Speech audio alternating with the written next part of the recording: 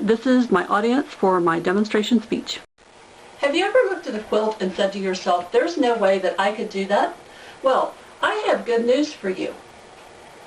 Quilts are no more than individual blocks that are sewn together in rows. This quilt by Alex Anderson may look complex, but there are only 2 different blocks in it.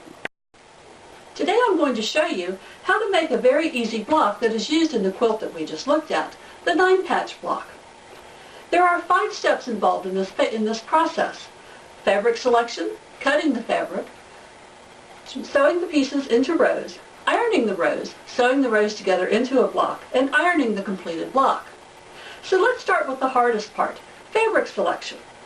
When we pick out a fabric for a 9-patch block, we're concerned with 2 things, color and print. In terms of color, we want to select 1 dark fabric and 1 light fabric. As you can see with this block, using all dark fabric gives us a block that looks the same, and the same would be true if we used all light fabric as well. As you'll see when we're done, using both a light and a dark fabric will give us the patterns we're looking for in our 9-patch block. Unless you're working with solid cut colors, the print of the fabric is important as well.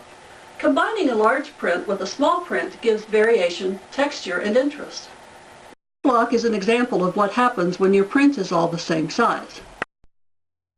And this block, on the other hand, has a good variety of print scales in it. Here are the fabrics that I've selected for the quilt block we're going to do today. As you can see, there is a good variety of print size and color.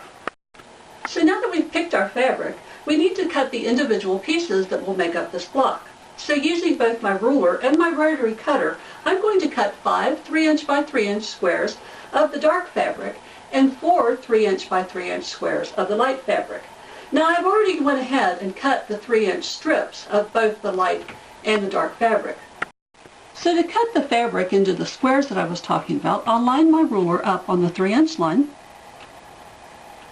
like so, and using my rotary cutter, I'll subcut the 3" strip into squares.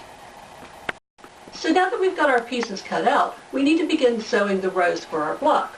And this is a 2-part step.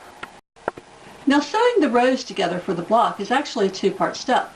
The first thing I'm going to do is lay the squares out like they would be in the finished block.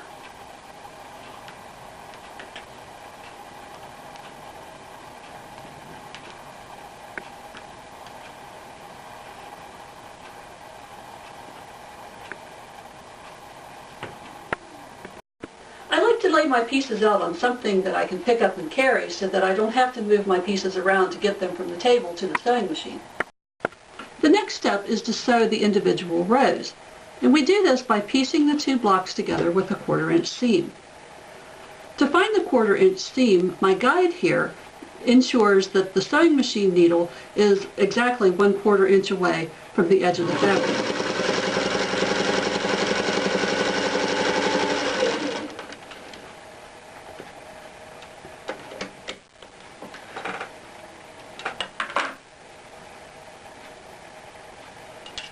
And when you do this, you always want to make sure that you're putting the wrong sides of your fabric together.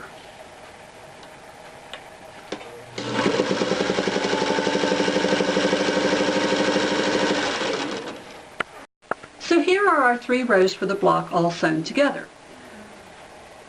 And now that they've been sewn together, the question becomes, what can we do to ensure that our blocks will lie flat when we sew the rows together? Well, this is where ironing comes into play. Ironing is important because it helps your pieces to lay flat in the finished block. Now for this block here, I'm going to iron the top and the bottom rows so that the seam allowances are facing towards the middle. These are your seam allowances here, these little floppy pieces. So I'll take my iron and I'll iron each one towards the middle of the piece. As you can see, I need to do this one.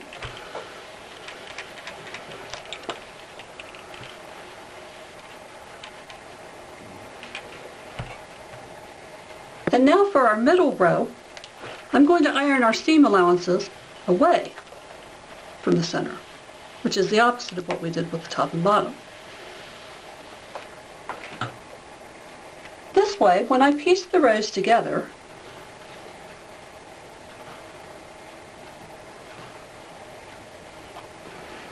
you can see that the seams butt up nicely against each other, and they won't create bulk when you sew them.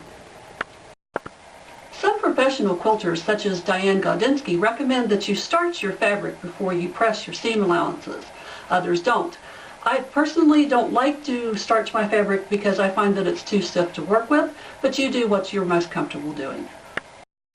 And now we're ready to put our rows together to make the block. And we'll sew the rows together in the same way we sewed the squares together, with one difference. You'll see that I've used pins here to secure the seam allowances on both sides so they won't shift while I'm sewing them. And once again, just as we did when we pieced the rows, we'll be using a 1/4 inch seam.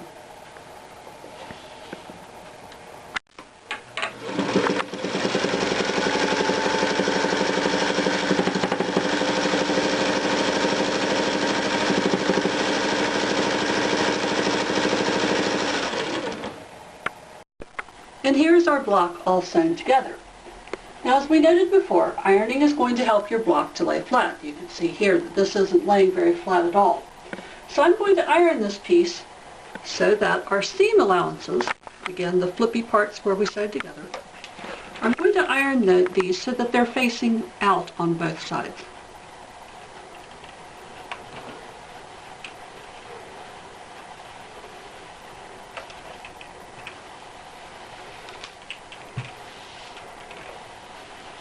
And again, I'll flip this over. And as a finishing touch, I'll iron the top.